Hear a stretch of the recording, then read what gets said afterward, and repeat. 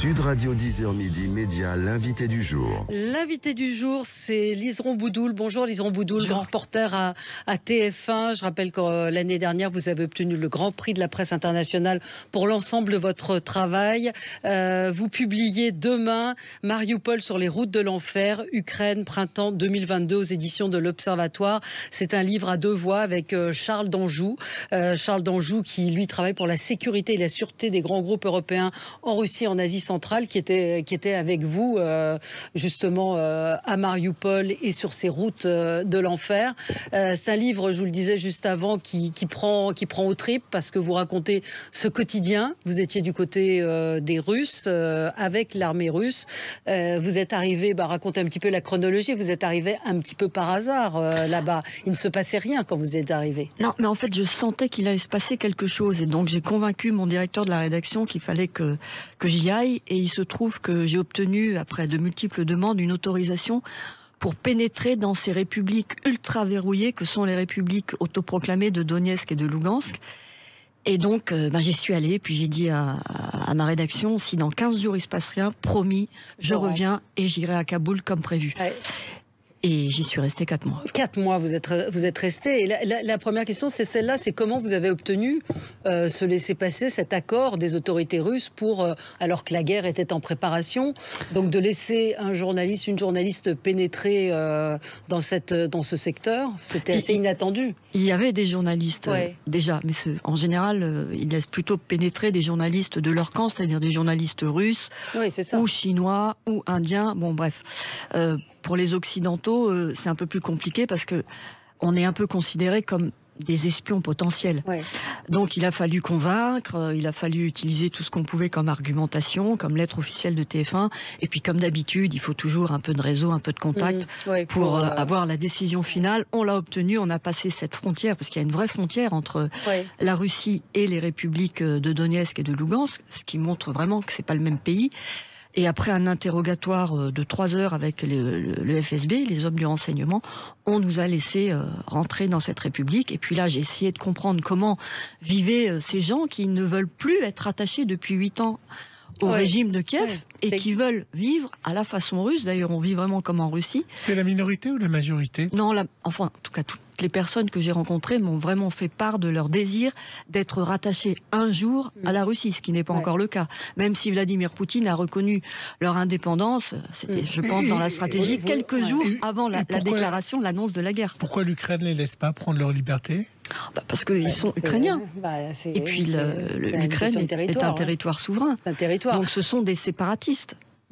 Considérés comme des séparatistes pour le régime central de Kiev. Vous racontez effectivement dans des chapitres, ce sont des chapitres assez courts, ce sont des instantanés, des scènes que vous avez vécues. Comme on l'a vécu. Comme vous l'avez vécu, c'est raconté de façon extrêmement simple, directe. C'est très visuel, puisque je pense que vous les avez en tête. Ce chapitre, Donetsk, qui sont ces habitants pro-russes, et vous racontez, on constate que la Russie est partout. Le drapeau russe flotte sur la place centrale, il surplombe la statue de Lénine, qui est imposante, il y a des drapeaux russes, et puis cette pancarte, nous sommes le Donbass russe. Voilà. Donc ça, c'est ce que vous constatez effectivement en arrivant. Une affirmation, mais dans la rue, avec des drapeaux russes, avec des drapeaux de la République aussi, puisqu'en fait c'est une République qui s'est installée depuis 8 ans avec un gouvernement, avec un parlement, et qui a comme objectif, encore une fois, d'être rattaché à la Russie. Vous êtes en territoire russe, pro-russe. Comment est-ce qu'on travaille? C'est une question peut-être que les auditeurs se posent. Est-ce que vous êtes contrôlé? Est-ce qu'on regarde vos reportages? Est-ce que vous auto-censurez dans ce que vous dites? Vous arrivez à faire passer des messages? Comment on travaille? Finalement, j'ai travaillé assez librement, ce qui a été une surprise pour moi, parce que je me suis dit, ils vont sans arrêt me coller, je vais pas pouvoir faire ce que je veux. Et puis, en discutant, en expliquant pourquoi j'étais là, ce que je voulais faire, petit à petit, ils ont compris ma méthode de travail. Et puis, je ne suis pas juge, je ne suis pas procureur, donc quel que soit le camp en période de guerre, de toute façon, il y a des règles à respecter, que ce soit côté ukrainien ou côté pro-russe. Donc, j'ai acquis comme ça une petite dose de confiance que j'ai exploitée. Et quand la guerre est arrivée, eh bien, j'ai vu arriver les premiers chars russes, les premiers véhicules blindés avec le Z. Et puis, petit à petit, sur ces routes, qu'on a sillonné jour après jour. On arrivait dans des zones qui étaient prises, conquises, libérées pour eux. Et c'est ce qui m'a permis de pénétrer dans Volnovara, le verrou, avant la ville de Mariupol, qui était un siège durant 3 semaines, et un siège terrible. Oui, terrible. Et justement, on vous a, quand vous arrivez à Mariupol, et vous êtes à Mariupol, voici un extrait du reportage que vous avez fait à TF1. Le début est en voix off, et après vous êtes micro à la main dans la ville de Mariupol. Le drapeau russe est déjà planté sur cette route qui mène à Mariupol. La ville apparaît étouffée sous un nuage de fumée noire. Les bombardements résonnent. Nous arrivons dans le quartier 18, au nord-ouest. Ce quartier a été repris par les pro-russes avec l'aide de l'artillerie russe. Il y a en ce moment des groupes de Tchétchènes qui sont en train de combattre au sol. Ils avancent en commando, rue après rue, immeuble après immeuble. Ici, ce sont des miliciens russes qui contrôlent le secteur. Des corps de civils morts gisent encore au sol, alors que d'autres habitants, encore choqués, sortent tout juste de leur cave après 2 semaines de frappe. Certains voisins se retrouvent pour la première fois. Comme vous voyez, je suis en vie, grâce à Dieu. Ouais, ce sont des scènes terribles que vous avez vécues. Est-ce que cette guerre, elle est différente des autres que vous avez pu couvrir? C'est-à-dire que vraiment, il y a une émotion très intense dans ce que vous racontez dans le livre, et on se met à votre place. C'est un petit peu ça aussi qui fait la puissance de votre récit. C'est que là, les civils, vous êtes confrontés à la mort. Est-ce que c'est plus que dans d'autres conflits? Oui, parce que là, en fait, les civils, dans chaque camp, sont les victimes, et pas depuis quelques jours, depuis 8 ans. Donc cette guerre, finalement, on ne l'a pas vraiment couverte. On l'a couverte un peu en 2014, en 2015, et puis après, comme souvent les journalistes, on est parti ailleurs. Et donc quand j'arrive dans ces zones-là, je ne trouve pas du tout des zones apaisées. C'est-à-dire que les habitants me disent tous, mais on en a marre, quoi. Ça fait 8 ans que ça dure, 8 ans qu'on souffre. Personne ne s'intéresse à nous, et nous, on veut que cette guerre aille vite, que cette guerre finisse vite, on veut la paix. Donc je sens des deux côtés des civils qui, eux, veulent la paix. Voilà, contrairement à ce qui se passe, les décisions militaires, politiques font que la guerre continue encore. Mais vraiment, j'ai ce sentiment-là aujourd'hui, qu'un jour ou l'autre, il faudra arriver à une table de négociation assez vite pour pouvoir justement un peu remettre un peu d'ordre dans cette région, et puis finalement laisser vivre la population comme elle le souhaite. Quand on est journaliste dans le côté pro-russe, parfois c'est compliqué de revenir en Ukraine. On est mal vu ou pas? Bah oui, vous le racontez dans le livre. Alors, je ne peux plus aller en Ukraine, puisqu'en fait, après mon premier reportage, ce qui m'a vraiment étonnée, parce qu'en plus la guerre n'était pas encore déclarée, les Ukrainiens ont décidé de me mettre sur une liste de journalistes à arrêter, considérés comme terroristes, et ont prévenu que je ne pourrais pas rentrer en Ukraine. Ça m'a vraiment surprise, parce qu'en fait, quelques jours avant, j'étais encore ici à Paris, et je discutais à l'ambassade ukrainienne avec des diplomates. Vous racontez dans le livre, Et vous êtes considéré comme ennemi, comme journaliste ennemi. Voilà, je trouve que ce n'est pas très fair-play, parce qu'en fait, je suis journaliste, et quel que soit le camp où je me retrouve, je fais mon travail avec la même rigueur, avec le même état d'esprit. Il s'agit de comprendre une situation et de ne pas la juger, et je ne prends pas parti. Mais effectivement, du côté pro-russe, je suis sans arrêt sur une ligne de crête. Parce que l'idée, c'est d'arriver à comprendre, de saisir ce qui se passe, mais en même temps de ne pas se faire virer. Donc il faut être quand même, j'allais dire, assez malin. Est-ce qu'on est trop manichéen en France de ce que vous avez pu voir ou percevoir? C'est-à-dire qu'il y a vraiment, enfin d'une manière générale, un soutien à Zelensky, aux Ukrainiens, et qu'il n'y a pas justement ce souci d'essayer de comprendre peut-être plus profondément ce qui se passe dans ces territoires? Il y a quand même une réalité, c'est qu'il y a des soldats russes en Ukraine, il n'y a pas de soldats ukrainiens en Russie. Bon, il y a quand même un agresseur qui est la Russie. Maintenant, il y a peut-être des raisons, des nuances, on va dire, des objectifs géostratégiques, géopolitiques qu'on aborde peut-être pas assez, qu'on abordera certainement d'ici quelques semaines. Mais je pense que cette guerre va bouleverser l'équilibre des puissances sur la scène internationale. Et c'est aussi ce que l'on sent quand on discute côté russe avec des diplomates ou avec les équipes du ministère des Affaires étrangères. Ils ont été surpris sur la faculté de Zelensky à communiquer, et plus largement même les Ukrainiens, quand on voit toutes les Ukrainiennes qui viennent sur les plateaux de LCI ou de BFM et qui sont vraiment très présents à chaque émission, où en face il n'y a pas un diplomate russe ou quelqu'un qui vient contester leurs paroles. Est-ce que vous pensez que les Russes ont été très surpris par cette force de communication? Les Russes le disent, ils considèrent qu'il y a une véritable stratégie de communication assez professionnelle côté ukrainien. Et eux ne sont, à mon avis, ne travaillent pas assez ce côté-là. Maintenant, c'est leur choix. Ils ont des objectifs politiques, militaires. Ils veulent aller au bout de leur stratégie, point barre. Et les soldats suivent sur le terrain, c'est-à-dire qu'ils comprennent la guerre, et ceux avec qui vous avez pu parler? Alors moi, je n'ai pas rencontré beaucoup de Russes. J'ai surtout travaillé avec des pro-russes, c'est-à-dire des miliciens indépendantistes de ces deux républiques autoproclamées. Les Russes, je ne les ai vus que très très tard à Mariupol, mais dans les dernières parties, autour de l'usine d'Azovstal, et puis quand les zones reprises sont russifiées. C'est-à-dire qu'ils viennent pour avoir des contacts avec la population et essayer de faire revenir les habitants dans ces zones qui ont été conquises. Il y a un aspect... Enfin, vraiment, encore une fois, très, très humain dans le récit que vous faites. Donc, je rappelle le livre, hein, Mariupol sur les routes de l'enfer. Quand on vous avait reçu, vous reveniez de Kaboul. Et il y avait cette femme qui s'était accrochée à vous, à la voiture. Et là, vous le vivez quasiment au quotidien. J'en ai des frissons en vous parlant. C'est-à-dire, ces gens qui espèrent que vous pouvez faire quelque chose pour eux. Et vous êtes confronté à ces civils qui vous voient arriver et qui pensent que vous pouvez les aider. Et ça, c'est quand même très, très particulier. C'est exact. Surtout quand j'arrive dans Mariupol, parce que quand on arrive dans Mariupol, donc aucun journaliste n'a pu y pénétrer avant nous. Il y avait quand même 2 journalistes de AP, mais qui avaient dû être exfiltrés par les forces ukrainiennes 6 jours avant. Et là, quand j'arrive, bon, bien sûr que j'ai un gilet pare-balles et un casque comme d'habitude, mais ils sortent en même temps que j'arrive, ils sortent de leur refuge qui sont leurs caves, et donc ils se demandent qui je suis. Et d'ailleurs, il y a une dame qui m'interpelle, qui me dit: vous pouvez m'aider à descendre le corps de ma mère, il est au 4e étage dans l'appartement. Elle est décédée pendant les combats, mais il y a tellement de débris que je ne sais pas quoi faire. Et moi, je me dis, mais qu'est-ce que je fais? Je fais mon travail, je sais que j'ai pas beaucoup de temps, parce que c'est la première fois qu'on entre, on a 1 heure maximum pour faire notre reportage.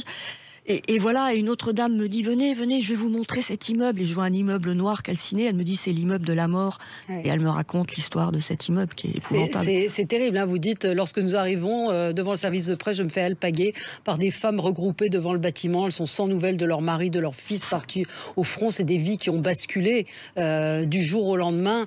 Et vous êtes, vous, en première ligne émotionnellement. Et comme, en plus, Mariupol est coupé du monde depuis 3 semaines, il n'y a plus du tout de possibilité de communiquer. C'est-à-dire que même nous, quand on arrive avec notre portable, c'est fini, on n'a plus de réseau. Donc vous imaginez que ces habitants qui ont souffert pendant 3 semaines, qui se sont réfugiés dans des caves insalubres, sans nourriture, sans eau, sans électricité, sans gaz, sont là et essayent de survivre. Simplement de survivre. Et vous dormez où? Non, mais vous, pardon, juste pour finir. Vous l'avez vécu comment? Vous dites. Et moi, je me dis, je suis là. Vous pleurez après. Oui, bien sûr, parce qu'il y a trop d'accumulation de tension et de souffrance. Et moi, je m'attache.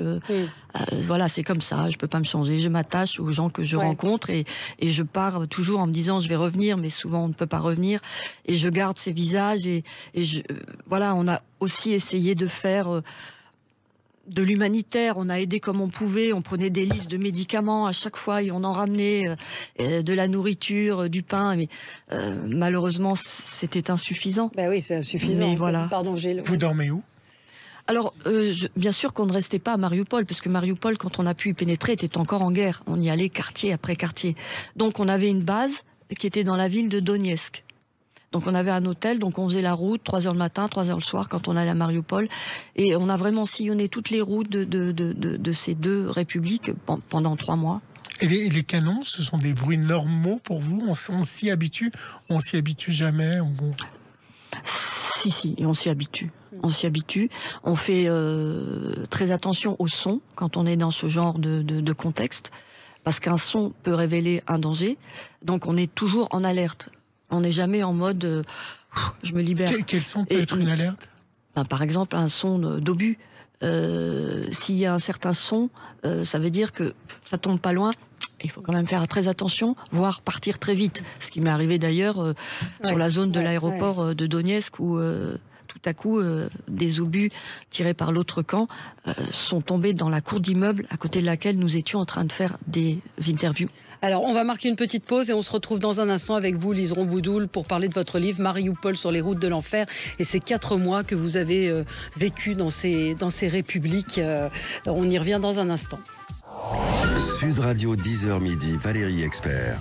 Média un peu plus long aujourd'hui puisque c'est un témoignage exceptionnel que le vôtre, Liseron Boudoul, grand reporter à TF1. Vous avez coécrit avec... c'est un livre à 2 voix avec Charles Danjou, Mariupol sur les routes de l'enfer. C'est un témoignage rare, sensible, humain, au plus proche du réel, avec des chapitres très courts sur des séquences qui vous ont marqué pendant ces 4 mois. Ukraine, printemps 2022. Je rappelle, vous étiez parti pour 15 jours, vous y êtes resté 4 mois. Et on découvre des choses qu'on ignorait sur cette occupation russe, en fait, sur ces républiques dominées par la Russie, en fait. Et puis, il y a un chapitre, moi, qui m'a touchée, c'est les mamies dans le bunker. C'est-à-dire, ce sont des grands-mères qui vivent dans un bunker soviétique depuis 2014. Elles vivent avec des pulls, des couvertures. Elles sont là ensemble, une sorte de gynécée. C'est incroyable, cette scène. C'est Charles Danjou qui raconte. Oui, on l'a vécu ensemble. En fait, on a écrit le livre tous les deux, quoi. Mais c'est donc avant la déclaration de guerre. On me dit, il y a un bunker dans une zone. Bon, bref, on va voir. Effectivement, je descends des escaliers, 30 mètres sous terre. Et là, une petite grand-mère m'ouvre, une porte blindée qui est très très lourde. Et elle me dit, venez, on vit là. Et elles sont 5 ou 6 ou 7. Et elles vivent là depuis des années parce que leurs maisons sont situées le long de la ligne de front, pas très loin de la ville de Donetsk. Et que cette guerre dure depuis 8 ans. Et que leurs maisons sont régulièrement bombardées. Et donc sont devenues inhabitables, et elles se sont regroupées là parce qu'elles sont des femmes seules. Et finalement, dans ce bunker, elles me disent, on n'a pas grand-chose. Il fait très très froid à l'époque, je me rappelle, il fait moins 18 ce jour-là. Et elles sont là avec emmitouflées dans leur manteau, même avec leur robe de chambre, leur bonnet. Et elles me disent, au moins ici, on est en sécurité. Et c'est très touchant parce qu'elles aussi, à ce moment-là, elles me disent, mais... Vous pensez qu'ils arriveront à négocier, parce qu'à ce moment-là, quelque chose, parce qu'à ce moment-là, il n'y a pas encore la guerre, et les Russes disent non, il n'y aura pas la guerre. Jusqu'à la dernière minute, ils nous ont dit non, il n'y aura pas la guerre. Il y avait des alertes de la CIA.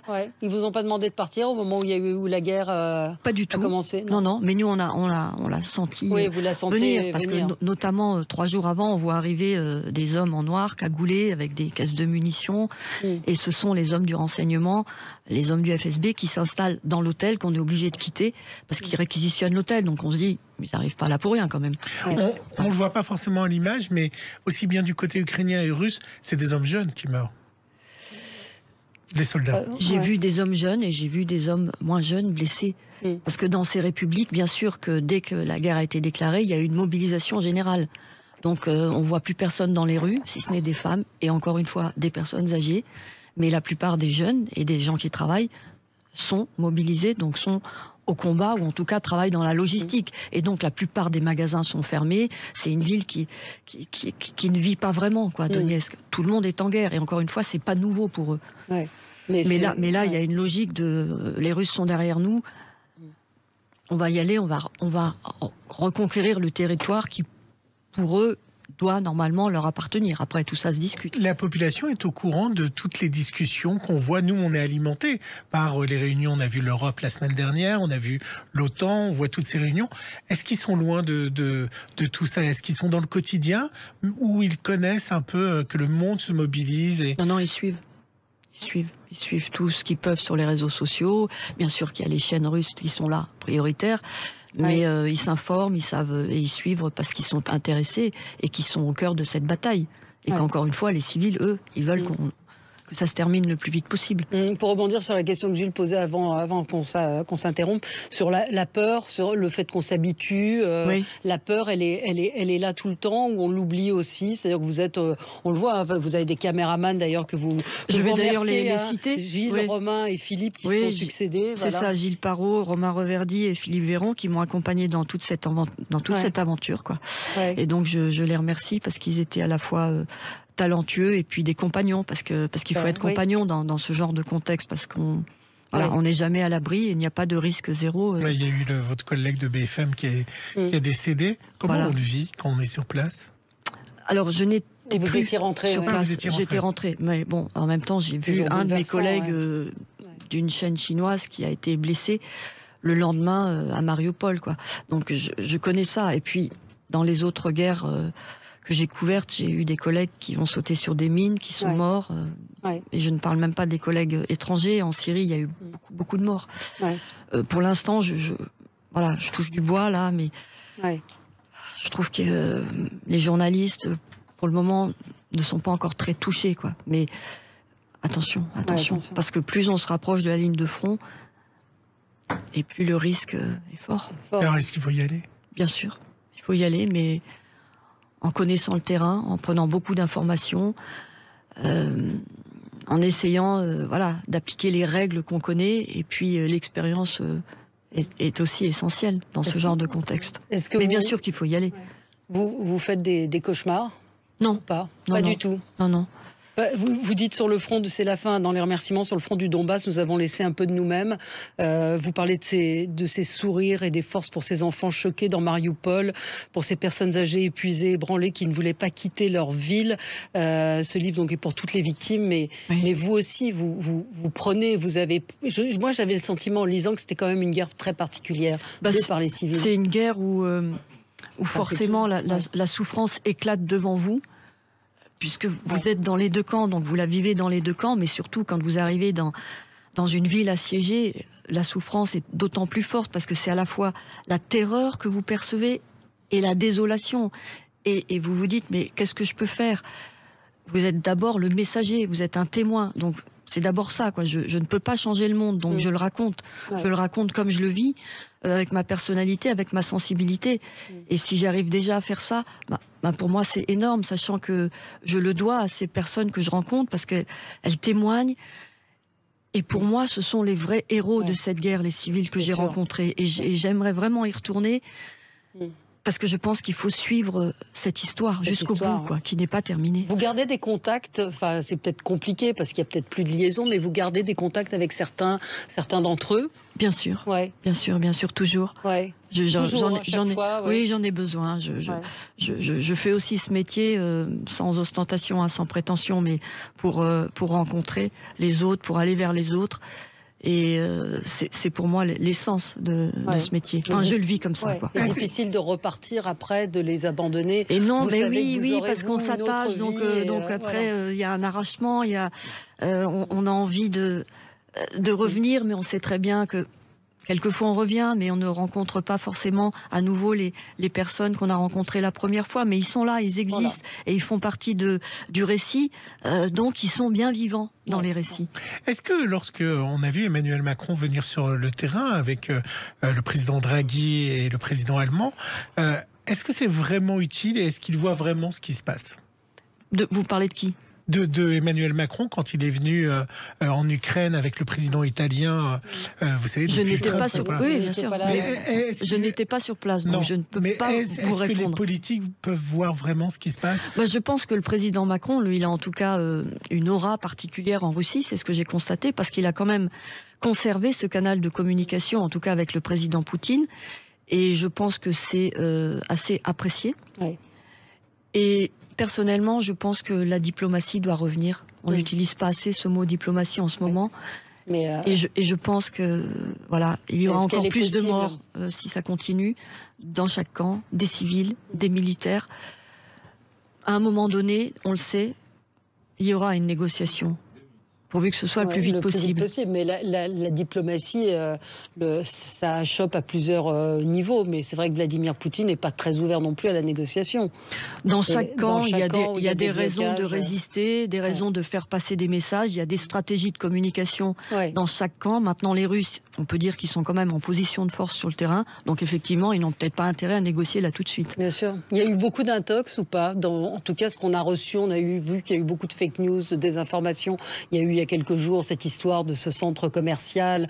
La version russe était de dire le centre commercial était fermé, c'était une usine d'armes chimiques. Comment démêler le vrai du faux? Alors, il faudrait être à Paris pour démêler le vrai du faux. Moi, j'étais dans un camp. En tout cas, par exemple, je vais vous prendre un exemple précis. L'exemple du théâtre à Mariupol. Il se trouve que j'ai pu y aller au bout d'un certain nombre de jours de présence à Mariupol. Et j'ai constaté qu'il n'y avait pas de sang, il n'y avait pas de bout de tissu, il n'y avait rien qui montrait qu'il y avait eu 300 morts, comme le disaient les autorités ukrainiennes. Et finalement, donc Amnesty International, il y a 2 jours, vient de dire qu'il y a eu 12 morts. Voilà. Pour autant, cela ne veut pas dire que dans d'autres endroits, il n'y ait pas eu les morts que les Ukrainiens ont annoncés. Mais attention, dans ce genre de contexte... on peut être très vite manipulé en tant que journaliste et la stratégie de communication existe aussi bien côté russe que côté ukrainien. Notre travail, c'est d'essayer de repérer sur place ce qui donne une réalité au contexte qu'on est en train de décrire. C'est pas toujours facile, mais dans le cas du théâtre, c'est vraiment démonstratif. Ils ont les réseaux sociaux, nos amis en Russie et en Ukraine. Ça a un jeu ils regardent Twitter ou pas du tout? Il n'y a pas de connexion Internet ou Si, côté russe et côté pro-russe, puisque je ne suis pas allée de l'autre côté, bien sûr qu'ils utilisent les réseaux sociaux. Énormément même. Et pour vous, et le travail est compliqué techniquement pour envoyer vos reportages où vous avez aujourd'hui... Non, puisqu'on avait une base donc dans un hôtel et qu'on revenait régulièrement, enfin tous les jours, dans cette base, et là on pouvait envoyer avec la Vie Ouest. Là c'est les vacances, vous allez partir au bord de la mer? Vous allez aller c'est pas vraiment les vacances encore, puisque donc ce livre il fallait le terminer, puis maintenant il faut essayer d'intéresser les éventuels lecteurs. Et puis là, je prépare une autre mission. Je vais retourner en Afghanistan début août. À Kaboul. Mais si. C'est incroyable. Non, c'est votre vie, c'est votre métier. Mais c'est ma passion et j'ai pas envie de m'arrêter. Donc pourquoi je m'arrêterais? Très belle dédicace du livre. Je n'enseigne pas, je raconte. Montaigne dit ça. Ça vous va très bien. J'aime beaucoup cette phrase et je pense que justement l'Afghanistan a été un peu oublié parce que tous les journalistes se sont concentrés sur l'Ukraine, mais il faut absolument y revenir. D'ailleurs, on voit que depuis quelques mois, ça va pas dans le bon sens. Et je pense qu'on joue un rôle quand même en y allant. Certes, on peut pas changer le monde, mais raconter, c'est déjà peut-être un peu le début d'un petit changement. Et vous le racontez très très bien. Je conseille vraiment la lecture de votre livre. Donc Mariupol sur les routes de l'enfer, Ukraine printemps 2022. C'est paru. Enfin, ça paraît demain aux éditions de l'Observatoire. C'est encore une fois, ce sont des instantanés de ce que vous avez vécu pendant ces 4 mois. C'est très émouvant. C'est objectif parce que vous racontez des exactions des 2 côtés. Et puis ce quotidien de ce que vivent les gens qui n'ont rien demandé, qui se retrouvent du jour au lendemain dans une détresse absolue. Ça met une perspective à nos vies aussi. Absolument. Merci beaucoup Liseron Boudoul. Donc livre à 2 voix avec Charles d'Anjou. Merci à vous.